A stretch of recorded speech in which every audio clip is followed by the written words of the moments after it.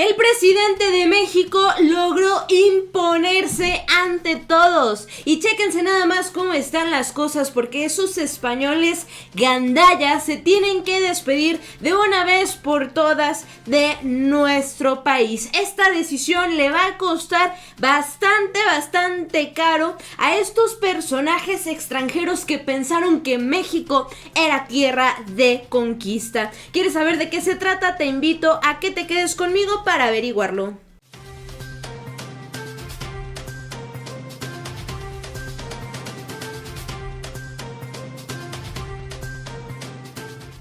Bienvenidos a un video más en su canal. Suscríbanse y activen la campanita de las notificaciones para que no se pierdan de la información. Compartan este video para que llegue a muchas más personas. Yo soy Carolina García y en pantalla estarán apareciendo mis redes sociales para que me sigan en todas ellas. Vamos entrando con esta información y es que chéquense nada más cómo están las cosas, porque esto lo cambia todo. Esto marca un antes y un después en la historia de México. Hoy, señoras y señores, queda bastante claro que México no es tierra de nadie, que México no es territorio en conquista y que siempre se tiene que respetar nuestra soberanía y se tiene que respetar lo que haga que beneficie los beneficios para México. Vamos entrando porque chéquense nada más. Hoy le tocó a Arturo Saldívar, ministro de la Suprema Corte de Justicia de la Nación,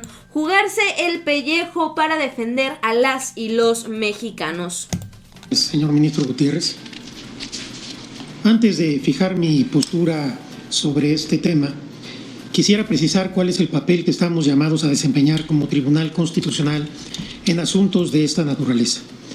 Nuestra Constitución no impone un modelo económico por encima de otro.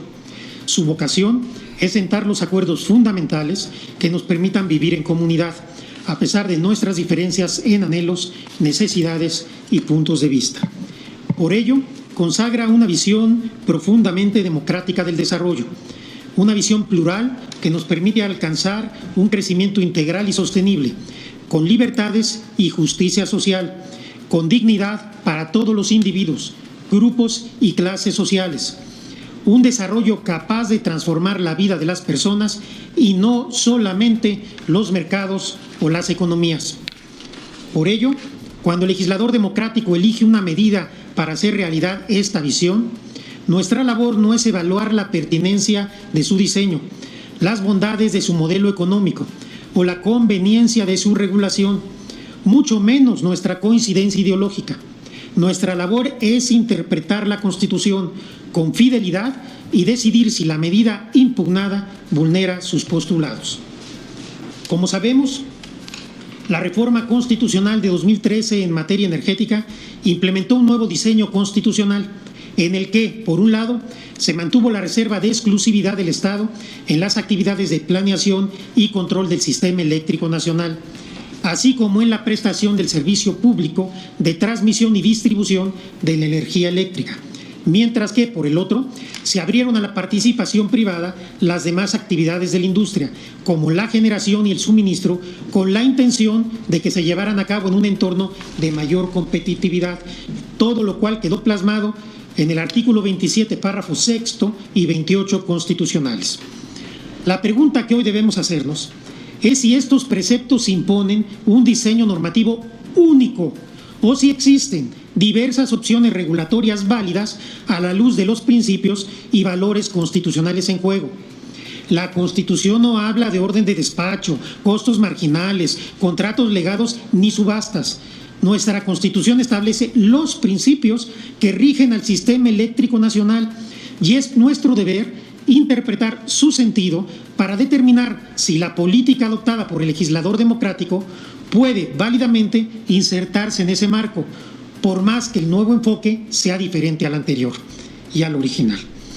En su célebre voto, en el caso Lochner versus Nueva York en 1905, el ministro Holmes explicó que, cito, una constitución no busca incorporar una teoría económica particular, ni el paternalismo ni el laissez-faire. Una constitución está hecha para un pueblo con puntos de vista fundamentalmente distintos.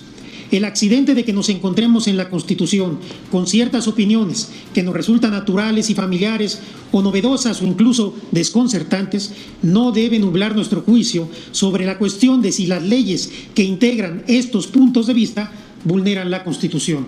Fin de la cita. Hoy suscribo estas palabras.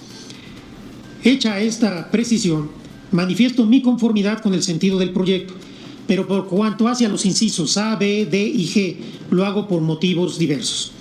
Lo primero que tenemos que determinar es si las normas impugnadas en este apartado inciden al menos prima facie en los derechos a la competencia económica y libre concurrencia que se estiman violados, en cuyo caso la metodología de análisis debe ser a través de un test de proporcionalidad, tal como lo he venido sosteniendo en diversos precedentes relacionados con la competencia económica, no a través de peticiones de principios, si nos parece adecuado, si nos parece correcto, si nos sorprende o no nos sorprende, si pensamos que es mejor esto o aquello. Tenemos que dar argumentos técnicos de constitucionalidad. Creo que eso es lo único que tenemos que hacer y no es menor. Al respecto, me parece que las normas que se refieren, primero, al nuevo esquema de prioridad en el despacho en función de contratos de entrega física, segundo, al sistema de precios unitarios y tercero, al sistema de centrales y contratos legados, en la medida en que están específicamente diseñadas para fortalecer a la CFE por encima de otros participantes en el mercado, tienen una clara incidencia en este derecho. Ahora, esto no significa, como he escuchado aquí, que por ese solo hecho tales preceptos sean inconstitucionales. La competencia económica, como cualquier otro derecho, no es absoluta, y mucho menos en una actividad como la industria eléctrica, en la que algunos de sus componentes constituyen un área estratégica cuyo desarrollo corresponde exclusivamente al Estado. De ahí que la metodología adecuada para analizar el argumento de violación a la competencia económica sea el de un test de proporcionalidad. Esto es algo que he sostenido anteriormente. Al discutirse las acciones de inconstitucionalidad 63/2016 y 13/2017, afirmé claramente que, al igual que otros derechos humanos que consagran libertades, el legislador democrático puede limitar o restringir el derecho a la competencia y a la libre concurrencia, siempre y cuando las medidas adoptadas superen un test de proporcionalidad, a partir del cual se determine si la medida persigue un fin constitucionalmente legítimo, si es idónea, necesaria y proporcional. Este análisis debe necesariamente tomar en cuenta que la competencia económica no es el único valor a tutelar, sino que entran en juego muchos otros fines y objetivos igualmente constitucionales, como la confiabilidad y la seguridad del sistema eléctrico nacional, la accesibilidad al servicio público de energía eléctrica, la sustentabilidad, entre otros. La labor del Estado es encontrar un justo equilibrio entre todos estos principios. Una cosa es que la reforma de 2013 haya abierto ciertas actividades a la competencia y otra, muy diferente, es que la competencia sea el último fin o el único fin válido del modelo regulatorio. Pues bien, como ya anuncié, a mi juicio el sistema normativo impugnado, analizado en forma sistemática, supera un test de proporcionalidad, en tanto la incidencia que tiene la libre concurrencia persigue un fin legítimo, a través de medidas idóneas, necesarias y proporcionales, a la luz de la evidencia con la que cuenta este Tribunal Constitucional. Primero, consecución de un fin constitucionalmente legítimo. De la exposición de motivos se desprende claramente que la intención del legislador fue garantizar la confiabilidad y la seguridad del sistema eléctrico a través de, entre otras medidas, el fortalecimiento de la Comisión Federal de Electricidad. Sin duda alguna, contar con un acceso confiable, seguro y continuo al servicio de energía eléctrica no solo es un fin constitucionalmente válido, sino que se trata incluso de un fin constitucionalmente imperioso. Garantizar la continuidad y la seguridad en el servicio público de energía eléctrica es una condición necesaria para el ejercicio de muchísimos derechos fundamentales.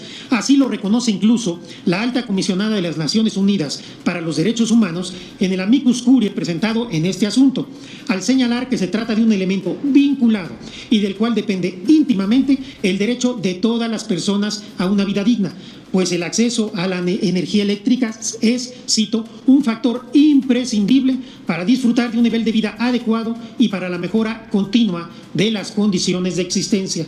Fin de la cita. Consecuentemente, Dado que las normas impugnadas persiguen un fin constitucionalmente válido, lo siguiente que tenemos que analizar es si la medida es idónea, necesaria y proporcional en atención a los bienes jurídicos en juego. Segundo, idoneidad. Esta Suprema Corte ha señalado que para evaluar la idoneidad de una medida es necesario determinar si existe una relación empírica entre esta y el fin legítimo que se persigue. Para ello, se ha señalado, basta que la medida contribuya en algún modo y en algún grado a lograr el propósito que busca el legislador, considerando la evidencia científica disponible o las convicciones sociales generalmente aceptadas. En otras palabras, debe existir una relación racional entre la medida y el fin propuesto. Además, como he sostenido en otros casos, tratándose de ámbitos en los que prevalece cierto margen de libertad configurativa, como sucede en el caso de actividades relacionadas con el sector eléctrico, debe considerarse que el legislador democrático cuenta con un mayor margen de acción epistémica, lo cual significa que en aquellos casos en los que existe incertidumbre sobre las premisas empíricas en las que se apoya, debe entenderse que existe a su favor la presunción de que éstas son verdaderas. Si bien hasta ahora he aplicado dicho estándar a casos relacionados con la política criminal y la política fiscal, como son el amparo directo en revisión 181/2011 y mi voto concurrente en la acción de inconstitucionalidad 103/2016, me parece que tales razonamientos resultan igualmente aplicables en el contexto de la política eléctrica nacional, máxime que se trata de una materia extremadamente técnica y compleja, en la que, salvo prueba en contrario, el legislador suele estar mejor posicionado y legitimado para elaborar y evaluar las políticas públicas aplicables a ese sector. Lo anterior exige considerar entonces que, ante la incertidumbre o falta de certeza sobre las premisas empíricas, las medidas adoptadas por el legislador deben estimarse en principio idóneas para la consecución de los fines perseguidos, salvo que exista evidencia que demuestre que éstas parten de premisas manifiestamente falsas. En el caso, me parece que en su conjunto las modificaciones implementadas por el legislador en relación con el nuevo sistema de despacho y adquisición de energía eléctrica cumplen con esta grada, en tanto se dirigen a cumplir en algún grado y en alguna medida los objetivos propuestos por el legislador democrático sin que exista evidencia en sentido contrario. Ellos así, entre otras razones, pues al establecer un esquema de asignación y despacho que en su conjunto prioriza los contratos de cobertura eléctrica con compromiso de entrega física, tal y como lo establece el artículo 4, fracción sexta de la ley impugnada, es razonable estimar que el modelo diseñado por el legislador contribuye en algún modo y en algún grado a contar con un sistema eléctrico nacional confiable y seguro, en la medida que, al obligarse los generadores a entregar la energía conforme a ofertas de programa fijo, ello puede reducir razonablemente los riesgos de interrupción o falta de entrega de energía que podrían ocasionarse bajo otro tipo de esquemas. Este razonamiento resulta igualmente aplicable a la modificación legislativa relacionada con el nuevo esquema de contratos y centrales legadas, pues también en estos casos el legislador hizo énfasis en el artículo 3º, fracción 14 de la ley impugnada, que estos últimos estarán sujetos a que se celebren con compromiso de entrega física. Así, si bien a partir de la reforma se permite que estos cuenten con una mayor participación en el mercado, ello está condicionado en todo momento al cumplimiento en ese mismo esquema de prioridad y seguridad en el servicio. Finalmente, respecto al sistema de precios unitarios a que se refiere el mismo artículo 4, fracción sexta de la ley impugnada, me parece que existe también una relación racional entre la medida y el fin propuesto por el legislador, pues se trata de una medida que, de acuerdo con el legislador, está igualmente encaminada a reducir riesgos de desabasto en el sistema eléctrico al fomentar la prioridad en el despacho de proveedores con capacidad de generación efectiva, lo que, de acuerdo con la reforma, de ninguna manera implica excluir a los generadores de energías limpias o renovables del mercado, sino únicamente que su participación deberá darse en un esquema de gestión operativa que al mismo tiempo pondere adecuadamente la continuidad y la seguridad del sistema eléctrico nacional. Pues ahí está esto que estuvo comentando el ministro de la Suprema Corte de Justicia de la Nación, Arturo Saldívar, dejando todos los puntos sobre las IES, dejando completamente claro cuáles son las reglas del juego en nuestro país. Y bien, pues hemos llegado al final del video. Muchas gracias por acompañarnos. Yo soy Carolina García. Suscríbanse y activen la campanita de las notificaciones para que no se pierdan de la información que vamos a generar para todos ustedes. No se olviden de dejarnos su opinión en la caja de los comentarios y seguirnos en nuestras redes sociales.